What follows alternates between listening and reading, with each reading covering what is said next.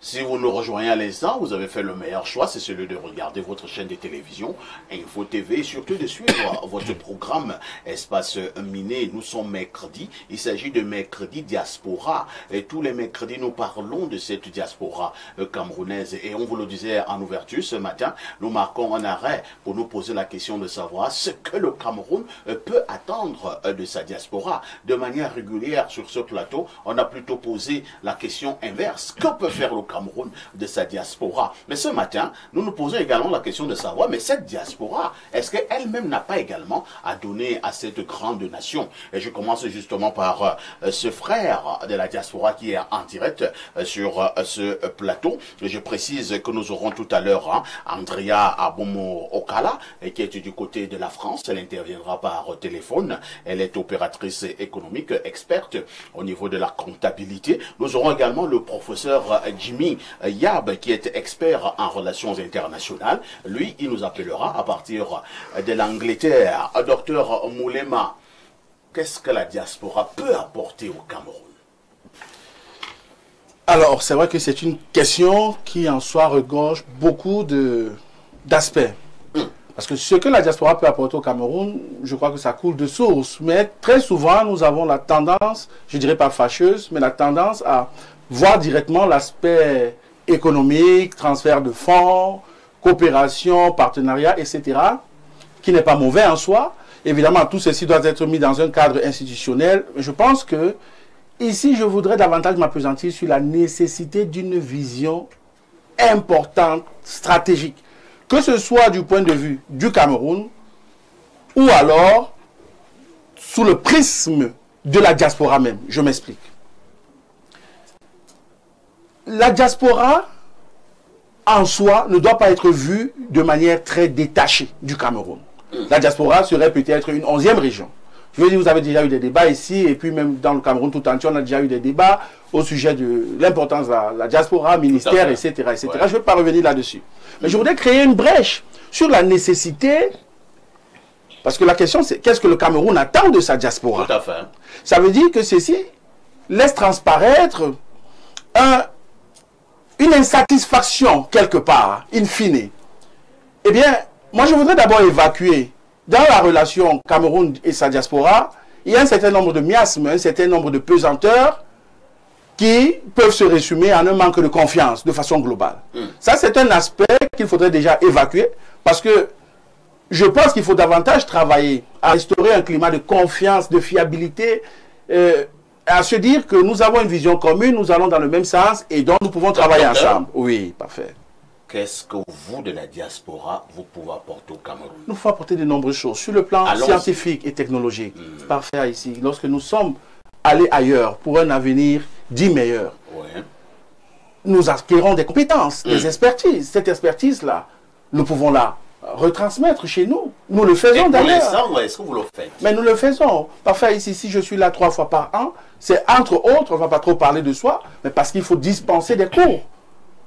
Des cours des institutions universitaires. Ça, c'est déjà un prix fort que je paye.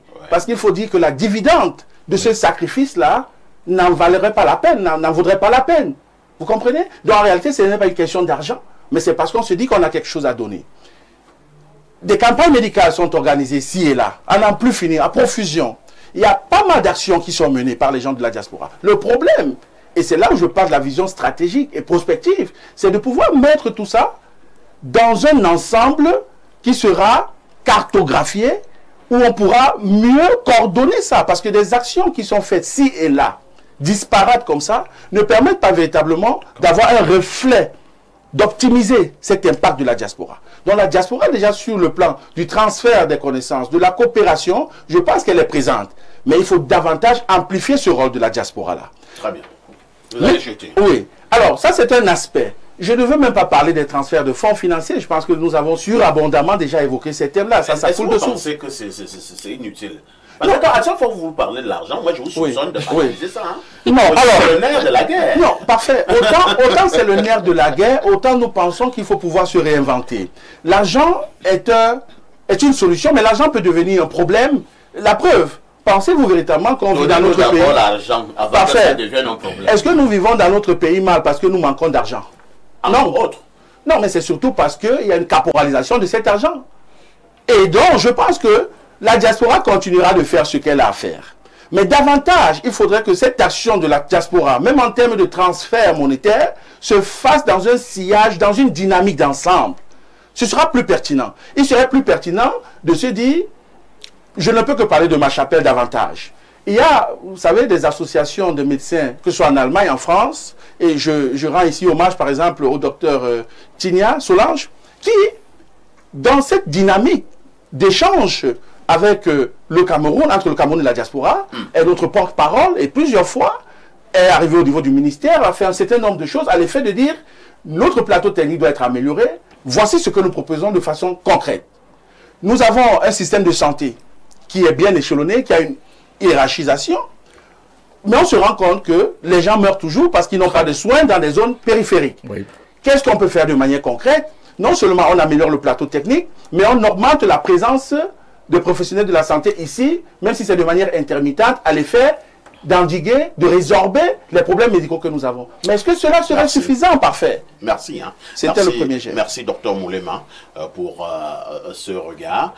Roger Kiek, le docteur a quand même évoqué un certain nombre de choses que la diaspora peut faire pour le pays et qu'elle fait d'ailleurs. Absolument. Je tiens à ce qu'il dit, l'expertise.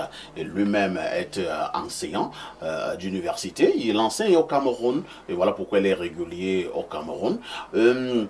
Entre-temps, quand même, comparaison n'est pas raison, mais habituellement, lorsque nous avons les statistiques, on a la nette impression que la diaspora, par exemple, de l'Afrique de l'Ouest, semble, je dis bien semble, plus dynamique que celle, par exemple, de l'Afrique centrale, celle du Cameroun, pour être plus précis. Est-ce que notre diaspora est véritablement dynamique? Est-ce que cette diaspora-là apporte suffisamment au pays? Je suis à 100% d'accord avec tout ce que Dr Moulé m'a dit.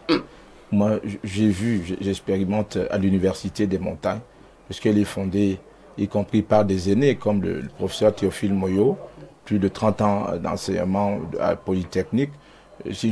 L'Université de Montagnes offre un meilleur cadre de formation dans le domaine de la médecine. Les gens viennent d'Afrique, du Gabon, d'un peu partout pour entrer dans cette institution universitaire grâce à la diaspora camerounaise. L'Université des Montagnes, qui est une université de référence dans le domaine de la science et de la santé. La diaspora peut investir, hein. Des fois, on vous présente ici des Marocains qui sont venus. Non, la diaspora camerounaise peut investir sur le plan économique. Elle est diversifiée dans tous les continents. Elle a des capacités en termes de main-d'œuvre, de savoir-faire, une puissance économique extraordinaire. Elle peut mobiliser des flux et reflux de contributions que vous n'imaginez même pas. Mais elle est moins dynamique, comme vous l'avez dit, parce que la diaspora aussi pose un certain nombre de questions.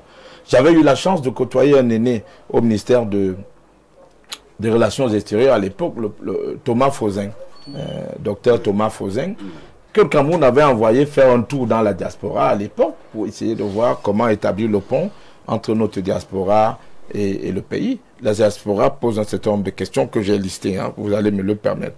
La diaspora veut une reconnaissance et une implication dans le développement du pays. C'est-à-dire qu'on la reconnaisse. Ça veut dire la question de la double nationalité est ici le nœud gordien de cette reconnaissance parce qu'elle souhaite être impliquée davantage dans les initiatives de développement du Cameroun.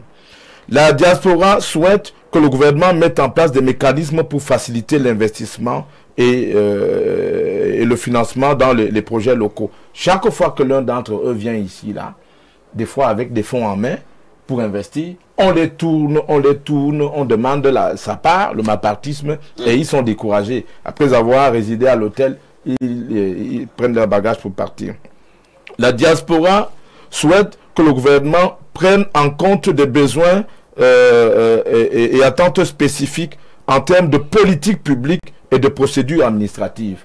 Ces gars-là devaient avoir des facilités administratives. Quand un gars de la diaspora arrive ici, on ne devait pas le soumettre aux mêmes difficultés auxquelles nous sommes exposés. Pour faire une carte d'identité, il devait pouvoir la faire en très peu de temps, un passeport, des facilités. La question de la double nationalité, je reviens là-dessus, Les membres de notre diaspora souhaitent obtenir la double nationalité qui leur permettrait de mieux contribuer au développement. Parce que pour des raisons académiques, pour des raisons économiques, pour des raisons politiques et pour diverses raisons, ils sont parfois contraints de prendre l'autre nationalité là-bas. Ça leur crée des facilités, tout au moins en ce qui concerne ne serait-ce que les impôts qu'ils payent à l'étranger. Vous ne pouvez pas leur barrer la voie sur le prétexte qu'ils sont déjà français et ne peuvent pas être camerounais.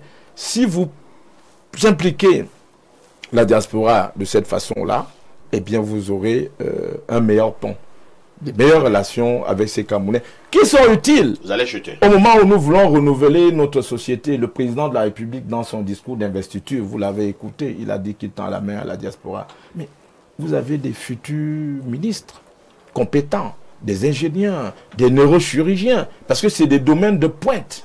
Il y a un Camerounais aux États-Unis qui est inventeur de ce qu'on appelle l'anneau gastrique pour les obèses là. Il est multimilliardaire pour l'anneau gastrique. Ce sont des personnalités de référence.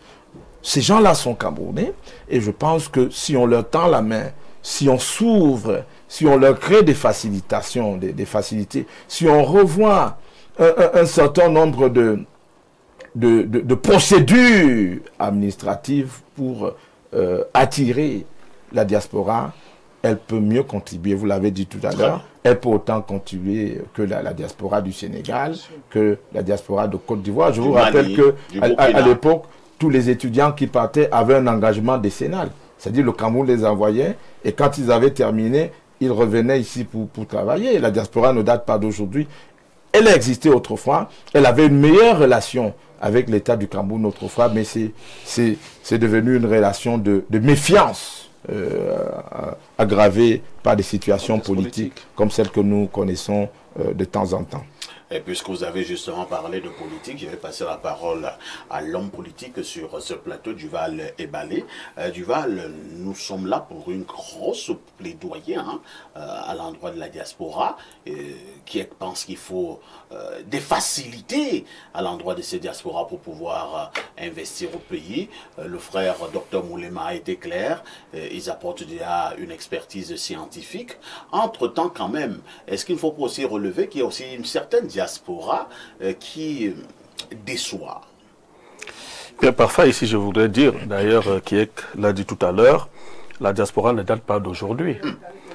Lorsqu'on demande ce que la diaspora peut apporter au Cameroun, je répondrai tout simplement que la diaspora nous a amené le président de la République que nous avons aujourd'hui.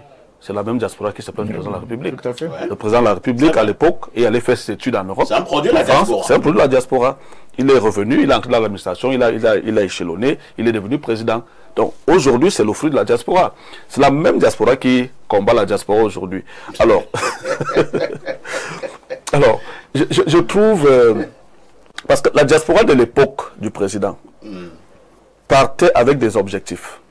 Nous partons apprendre et nous revenons au pays. Et il partait justement apprendre, il revenait au pays. Sauf qu'à l'époque, c'était juste après les indépendances, le pays avait besoin, n'est-ce pas, des expertises. Tout à fait. Et ils revenaient, donc ils trouvaient des places déjà pour eux. C'était automatique. C'était automatique. Aujourd'hui, les choses ont évolué. La population a augmenté, la demande également. Donc, il est plus évident d'aller apprendre la médecine comme Dr Moulema. Dr Moulema et revenir au Cameroun après son diplôme de médecine et être sûr, n'est-ce pas, d'être recruté à la fonction publique. Et même qu'aujourd'hui, et ça je veux le dire, la diaspora aujourd'hui, je crois qu'elle manque un peu de patriotisme. Ah bon? Oui. Parce qu'aujourd'hui, lorsque les docteurs Moulema partent se faire former, ils ont des diplômes là-bas, ils font la comparaison. Je rentre au pays, j'entre à la fonction publique, j'aurai peut-être un salaire de 100 000, 150 000. Je reste ici, j'ai peut-être 4 000, 5 000 euros. Je peux me tromper. Mais c'est d'abord la première réflexion. Et compte tenu du contexte actuel au pays, il va préférer trouver du boulot là-bas. Généralement, il se dit, je vais travailler pendant 15 ans. Si je prends ma retraite, là, je rentre au pays. Et après 15 ans, ils sont toujours là. Et ils ont même parfois des difficultés à revenir au pays. Je vais aller à l'encontre des demandes de ce que Kiek a dit tout à l'heure, parce que je me rends compte que la diaspora que nous avons aujourd'hui est un peu trop exigeante. Ah bon? Elle demande trop. Non, elle ne fait que demander. Peut-être parce que vous ne leur avez rien donné. Non, non, non, je vous le dis que la diaspora d'aujourd'hui ne fait que demander. Quand est-ce que des ingénieurs de la diaspora sont réunis et sont venus, par exemple, avec un projet de construction de voitures au Cameroun? Parce qu'on sait qu'ils sont là-bas, qu'ils peuvent le faire. Quand est-ce qu'ils sont réunis, ils sont venus avec un projet fiable. Comme montre cela. Quand est-ce que les médecins, j'ai un médecin en face de moi, je suis très heureux, se sont réunis là-bas et sont venus avec un projet de construction, n'est-ce pas, d'un hôpital de référence, avec tout ce qu'il a appelé comme appareil plateau technique. Et non, écoutez, et ils ont eu des difficultés qu'ils dénoncent. Nous n'allons pas avoir une diaspora qui dénonce seulement sur les affaires politiques. Quand un groupe de médecins écrivent dans les réseaux sociaux que voici le projet que nous avons, mais on refuse qu'on l'implémente au Cameroun, et on va voir ce que cela va donner. Mais sauf que dans les réseaux sociaux, je n'ai jamais vu de dénonciations allant dans ce sens. C'est-à-dire des groupes de Camerounais de la diaspora qui ont un projet, et ils sont venus ici, et on a refusé d'implémenter ce projet, et ils sont allés dans les réseaux sociaux pour, n'est-ce pas, décrier cela et dénoncer cela. Non, ça n'existe pas. Ce qu'on dénonce, c'est la manière dont le pays est géré. Autre chose, lorsque je dis que cette diaspora est un peu trop exigeante, comment voulez-vous prendre des partenaires en Europe pour venir développer votre pays quand vous êtes les premiers à exposer les saletés de votre pays là où vous vivez? C'est impossible. Parce que on a eu des gens avant qui venaient avec des projets en Europe, qui venaient réaliser ici. Mais à l'époque, ceux qui sont là-bas savaient que le Cameroun était encore un pays, tout était bon. Aujourd'hui, il y a les réseaux sociaux et c'est nous-mêmes, c'est eux-mêmes, docteur, c'est vous-même qui faites en sorte que vous n'ayez plus, on ne vous prenne plus au sérieux là-bas, que vous n'ayez plus des partenaires capables de mettre de l'argent. Il y a de l'argent là-bas chez vous. Mais pour que les gens viennent investir, ils doivent se rassurer que peut-être le pays va bien, il y a des conditions pour que leur investissement ne se perde pas. Mais lorsque ces mêmes partenaires, parce qu'il faut dire que là-bas, il y a une diaspora sérieuse, comme le docteur qui est devant moi, quand je vois, j'imagine, et il y a une diaspora qui s'attelle tous les jours, n'est-ce pas, à dénigrer, à salir l'image des pays africains. Je ne veux même pas dire le Cameroun seulement. Ça fait que les autres se méfient un peu de revenir investir ici. Même si aujourd'hui, avec ce qui se passe dans les réseaux sociaux et cette diaspora que je condamne aujourd'hui, même si vous avez des facilités ici au pays, vous avez des difficultés là-bas à trouver, n'est-ce pas, les gens qui vont financer vos projets. Parce qu'ils vont lire en même temps, ce qui est dit par ceux qui passent le temps à dire que tout va mal au Cameroun. Ceux qui passent le temps à dire, comme actuellement, dire que le Cameroun est au bord d'une guerre civile, ce qui n'est pas vrai. Parce que là où nous sommes là, nous sortons tous les jours. Les gens filment les images à 5 h du matin, ils envoient. Et on vous dit que l'image là, c'est parce qu'au Cameroun, rien ne fonctionne. Comment est-ce que vous, de la diaspora, vous allez faire pour n'est-ce pas, convaincre les investisseurs à venir appuyer vos projets au Cameroun? Merci Duval. Avec votre permission, nous partons d'abord du côté de l'Angleterre, où c'est patiente un valeureux Camerounais de la diaspora, c'est le professeur Jimmy Yab. Professeur, bonjour. Bonjour, bonsoir. Je souligne que vous êtes un expert en relations internationales. Ce matin, nous nous posons la question de savoir ce que vous, de la diaspora, vous pouvez apporter au Cameroun, ou alors vous passez le clair du temps simplement à critiquer le pays et à dénigrer l'image de ce pays. Thank you, Parfait, for having me. Good morning to all Cameroonian Cameroon.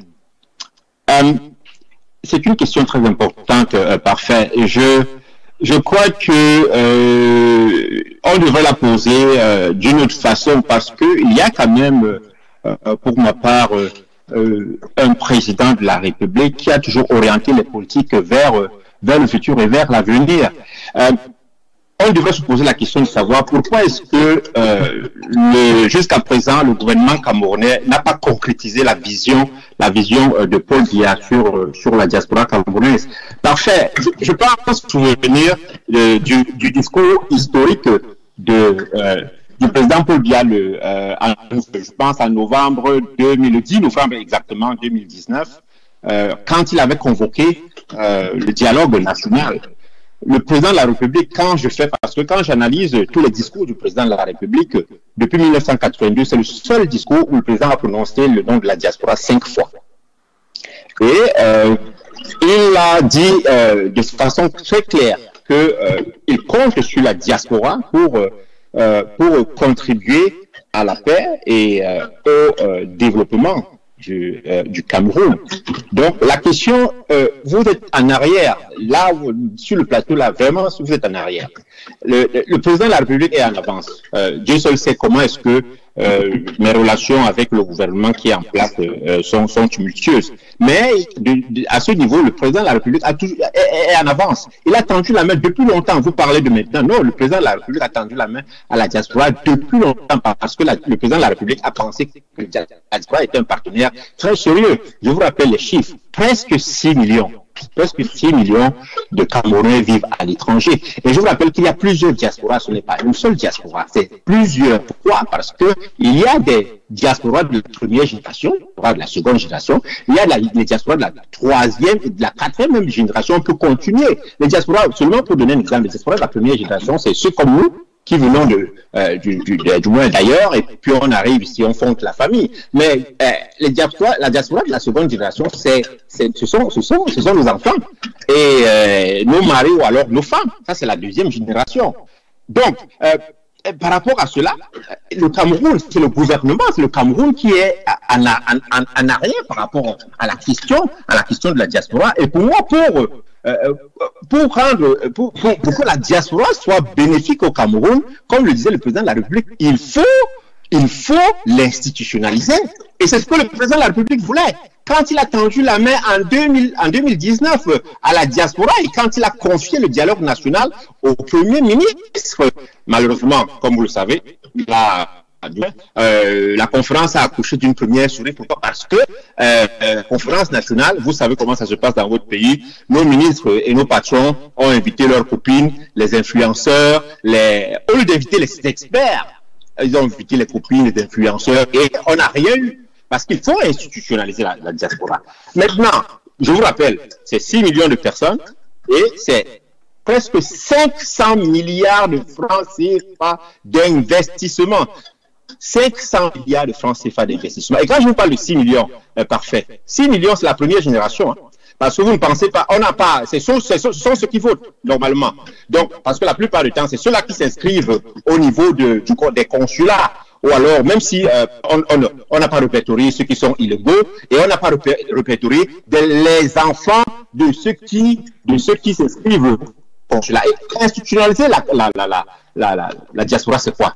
C'est la rendre formelle, de quitter l'informel au formel. C'est faire en sorte que l'argent, les 500 milliards qu'on donne, soit transformé en IDE, donc investissement direct de l'étranger, pour qu'on rentre dans les projets d'investissement. Je vois un peu l'homme politique qui a dit que est-ce qu'on a vu les médecins venir pour un plateau. Ce qui m'étonne souvent au Cameroun, c'est que on est très en arrière.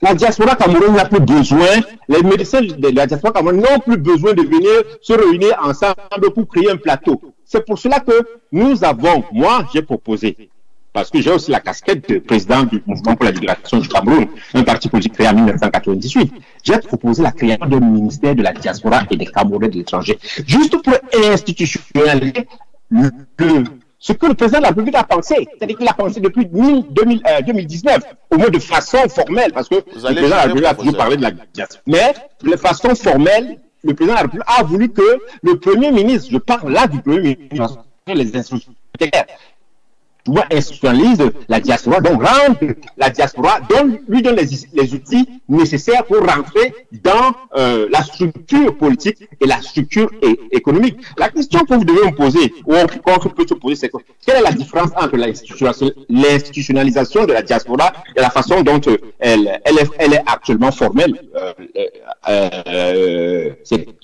actuellement, c'est que l'institutionnalisation de la diaspora, c'est-à-dire créer un ministère de la diaspora et des Camerounais de l'étranger. D'ailleurs, il faut se demander pourquoi je dis diaspora et des Camerounais de l'étranger. C'est justement pour différencier le fait qu'il y a la diaspora, peut-être la première génération, et les diasporas et les diasporas de la seconde génération. Parce que les Camerounais de l'étranger, c'est justement la diaspora de la première génération. Et maintenant, la diaspora, parce on a de la diaspora par alliance. Et on a aussi nos enfants. Donc, La différence, c'est quoi? C'est que nous rentrons dans le tissu macroéconomique qui change justement l'économie. Il y a une différence entre le formel et l'informel. L'informel, c'est la survie. Et le formel, c'est le développement. Le président de la République, en 2019, voulait que, à part le problème précédent qu'on avait, parce qu'il fallait résoudre le conflit anglophone, et encore, voilà, le président de la République a pensé que c'est la diaspora qui peut résoudre le conflit anglophone. Et avec raison. Parce que nous comprenons que dans le conflit anglophone, il y a deux diasporas. Il y a une diaspora positive et il y a une diaspora négative. La positive est celle qui accompagne et donne des directives de façon... Et c'est la majorité même d'ailleurs. Et la diaspora négative, c'est la minorité. Pour entrer dans la diaspora, par exemple, négative, et pour dire que comment est-ce que les hommes politiques comme, pardon, j'ai oublié le nom, celui du plateau, traitent de façon partielle la diaspora. Parce que voilà, quand vous avez une dent pourrie dans la bouche, elle en de la bouche alors que les autres dents sont très en forme. Professeur, combien de meetings? Je vous parle de 6 millions. Parce qu'il faut, oui, donnez-moi une minute, je termine. Parce que nous avons des Donnez-moi une minute de temps. Nous vous disons déjà merci pour... Oui, une minute, je conclue, parfait. Oui, concluons rapidement. Une minute, je conclue tout de suite. Donnez-moi... Oui, une seule, et donc 30 secondes même d'ailleurs. Je conclue en disant ceci. Un Camerounais qui vit à l'étranger. Donnez-moi un seul meeting à l'étranger contre le gouvernement qui a fait 100 000 personnes. Un seul.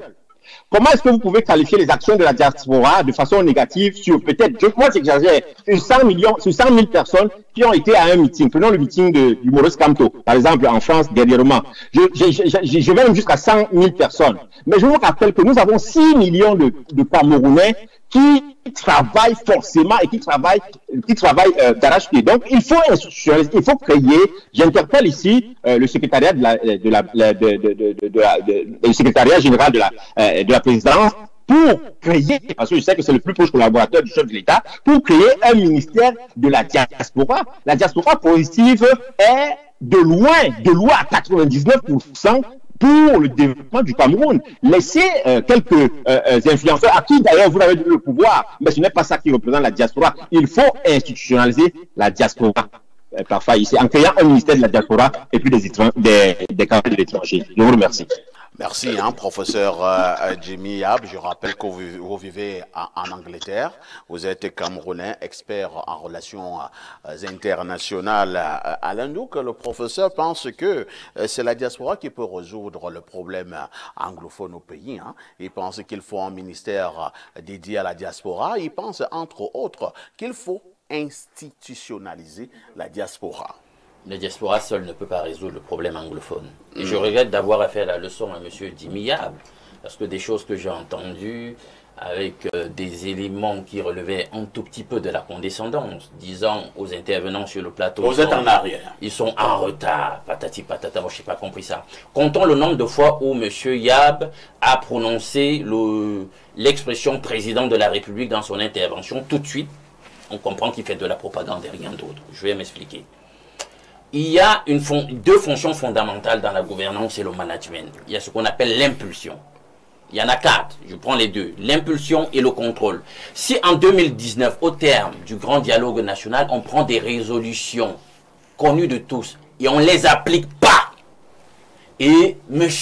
Yab vient sur le plateau et il veut nous démontrer qu'en réalité, c'est le gouvernement qui est coupable, mais le président de la République n'a rien à voir avec toute cette histoire. Il est logique, quand on connaît ces deux fonctions qu'on appelle l'impulsion, si on a pris des résolutions sur une conférence, un grand dialogue que j'ai, de mon initiative, organisé, vous n'appliquez pas les résolutions, je n'impulse pas, je ne contrôle pas, mais c'est le gouvernement qui est responsable. Et il est sérieux, M. Yab? Je lui pose la question. Bien. Maintenant, on ne peut pas... Je veux bien croire que parmi la diaspora, dans la diaspora, il y a des gens qui sont plutôt... comment dire, incontenus, qui sont éconduits, qui sont dans l'excès de zèle, qui exacerbent un certain nombre de comportements qui ne sont pas toujours reluisants. D'accord? Mais ce serait trop facile de les épingler sans aller creuser profond pour identifier les causalités des dérives. Et moi, ça me dérange. Et en tant qu'intellectuel, si les gens font ça, je ne suis pas d'accord avec eux. On ne va pas venir rendre la diaspora, par exemple, pour ce que j'ai écouté sur le plateau, responsable d'un bilan de 43 ans de magistère présidentiel. Vous n'allez pas me dire que c'est en raison de ce que la diaspora dit constamment de son pays là-bas et tout, qu'on a une mauvaise image du pays, qu'on ne va pas arriver à avoir des partenaires et tout ça. C'est pas vrai. Pourquoi? Parce que dans le concert des nations, nous avons des relations diplomatiques, des représentations diplomatiques au Cameroun. Il y a tout un service de babouzerie de la part de ces différentes représentations diplomatiques qui glanent des informations dans le cadre de ces relations et de leur présence ici chez nous, pour connaître comment le pays fonctionne et être capable de faire de bonnes notes, renseigner leur pays à eux, leurs gouvernants, sur la situation du pays. Il y a les médias qui renseignent sur la situation du pays, etc. Il y a des sources d'informations multiples. Il y a des agences de notation. Il y a même des médias occidentaux qui font des descentes sur le terrain pour toucher la réalité Cameroun du doigt. On a des informations. Vous n'allez pas venir épingler la diaspora camerounaise et dire qu'elle est seule responsable de la mauvaise image du pays. C'est trop facile. Est-ce que tout ce que vous venez de citer là, s'il vous plaît, est-ce que tout ce que vous venez de citer là n'a pas empêché que M. Macron parte d'un certain calibre, alors qu'il y a toutes ces voix là? La politesse de vous écouter. La politesse de vous écouter, monsieur. Moi, je vous écoute. Bien, maintenant, je m'intéresse à la question de Parfait. Qu'est-ce que le Cameroun attend de sa diaspora? Au sortir d'une consultation électorale, on constate une certaine polarisation de la société camerounaise. Quand Parfait pose cette question, qu'est-ce que le Cameroun attend de la diaspora? Ben, quel Cameroun? Je suis tenté de poser la question. Parce qu'avec la polarisation, le clivage désormais observé dans notre société, il y a peut-être deux Cameroun, à tout le moins. Le Cameroun qui gouverne, qu'est-ce qu'il attend de la diaspora? Certainement que la diaspora coopère dans le sens de ne pas avoir beaucoup à en redire de son modèle de gouvernance, que la diaspora veut bien saisir ce que l'ordre gouvernant veut lui concéder, et on voit le bilan jusqu'aujourd'hui, qui a été sanctionné, parce que si la diaspora était effectivement contente de la situation du pays, de l'ordre gouvernant, elle aurait voté massivement pour l'ordre en question, pour le pérenniser. Mais on voit que son vote a été un vote sanction. Il dit non. Elle dit non, cette diaspora, nous ne sommes pas contents. Maintenant, qu'est-ce que la diaspora, je veux dire, le Cameroun du bas, c'est celui qui ne gouverne pas, pense? Il pense que l'ordre gouvernant devrait s'ouvrir mentalement, s'ouvrir émotionnellement, s'ouvrir politiquement, s'ouvrir communicationnellement, donner la place que cette diaspora mérite dans la prospective du développement du pays, dans nos différentes réalités. On me laisse pas, en tout cas. Non, vous avez beaucoup parlé. Non, mais vous n'allez pas dire qu'on ne vous laisse pas parler. Bon, oui, alors, pour être très concret, la diaspora du Cameroun, 6 millions de personnes dans le monde entier, globalement, est une réserve stratégique de compétences, de capitaux, des réseaux d'expérience susceptibles de contribuer à l'innovation et à la création d'emplois, au transfert d'argent, etc. Je vous rappelle que Néo Industrie, l'usine de cacao à Kekem, c'est la diaspora.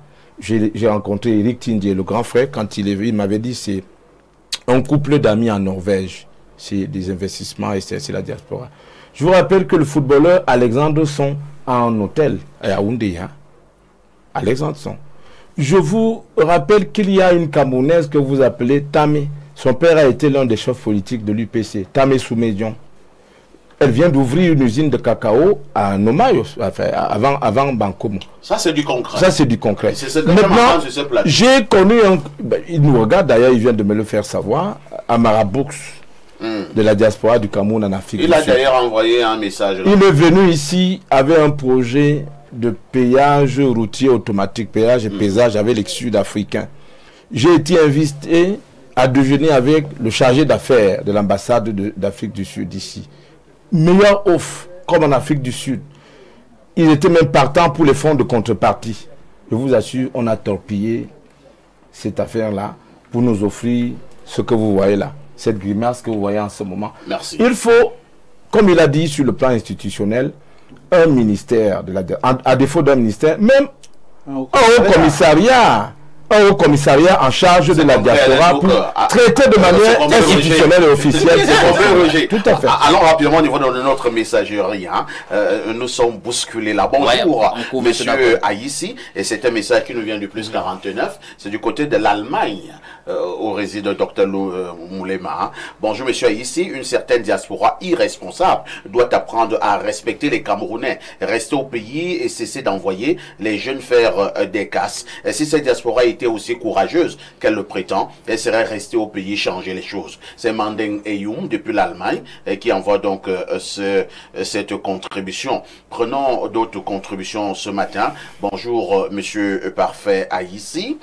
Pour moi, la diaspora est très importante parce qu'elle fait développer un pays. Il faut lui créer une institution pour son bon suivi et son encadrement. Diaspora, la bonne et surtout la bonne. C'est Franck de Bokito qui envoie cette contribution. Le problème de la diaspora, c'est elle-même, car aujourd'hui la diaspora s'intéresse plutôt à la politique et aux réseaux sociaux qu'aux problèmes les plus importants, tels énumérés par votre panéliste. Aucun projet majeur n'a été porté par celle-ci et l'État s'y est offusqué. Vous ne verrez dans aucun pays dans le monde la diaspora de celle-ci exposer son pays dans les réseaux sociaux. Et il n'y a qu'au Cameroun qu'on voit cela. Je vous prends l'exemple de l'Inde. Avez-vous déjà vu un influenceur indien exposer l'état de son pays dans les réseaux sociaux? Je crois que non. C'est Roland depuis Crépy qui envoie cette contribution. Un autre message rapidement. Je prends le plus 1 345. Il s'agit des États-Unis. Bonjour, cher Parfait Aïssi et mes hommages à Monsieur Douk. Au pays, on dit que c'est le pouvoir qui nous empêche d'évoluer. Peut-être, mais quand on sort donc, pourquoi on ne crée toujours pas? Il est temps qu'on se mette au travail. C'est pas le gouvernement qui développe, ce sont les citoyens qui inventent. Et nous qui sommes dehors, on n'a pas de leçon à vous donner, c'est mannequin.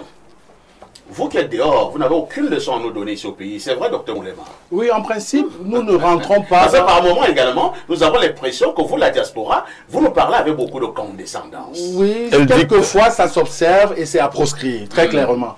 Moi, je pense que nous abordons ces questions-là avec beaucoup d'humilité parce que nous ne pensons pas être supérieurs que vous, nos frères d'ici. Non. Le véritable problème, j'ai la conviction de ne pas être très loin dans la vérité, dans ma lecture de la chose, c'est que il y a l'illusion d'une vision pour la diaspora. Et vous avez 1 minute. Il y a une illusion de vision. Oui. Et ça fait qu'on tombe dans une logique de simulacre.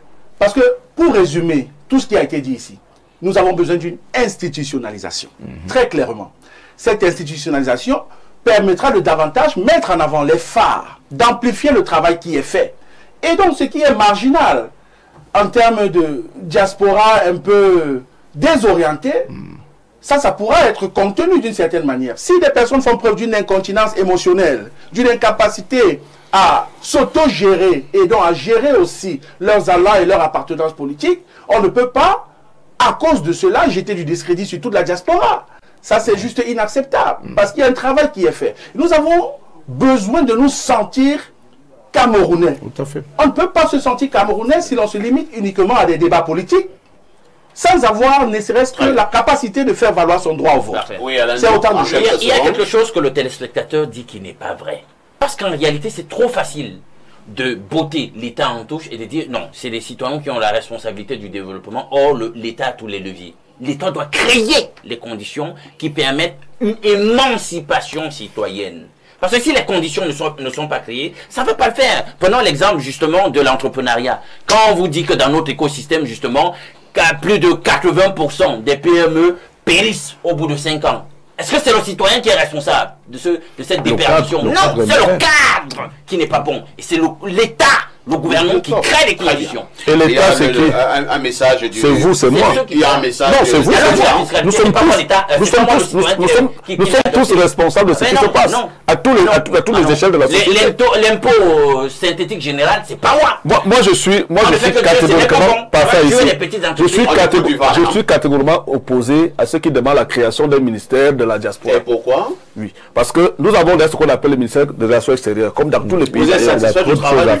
écoutez, on doit juste réaménager certaines choses dans ce ministère. Si on crée tout un ministère dédié à la diaspora, ça vous dérange pas? Non, si on crée tout un ministère dédié à la diaspora, ça veut dire qu'on encourage, n'est-ce pas, que les intelligences et que tout le monde parte. Parfait, maintenant qu'il n'y a pas de ministère dédié à la diaspora, mais les Camerounais partent. Oui, mais je préfère que dans un ministère comme celui des Relations extérieures, qu'on améliore les conditions dans lesquelles il n'a pas regardé l'émission que tu as fait spécialement sur créer un ministère uniquement pour la diaspora. Le tout n'est pas de créer. On crée tellement de choses ici qui ne servent à rien, qui sont budgétivores, inutilement.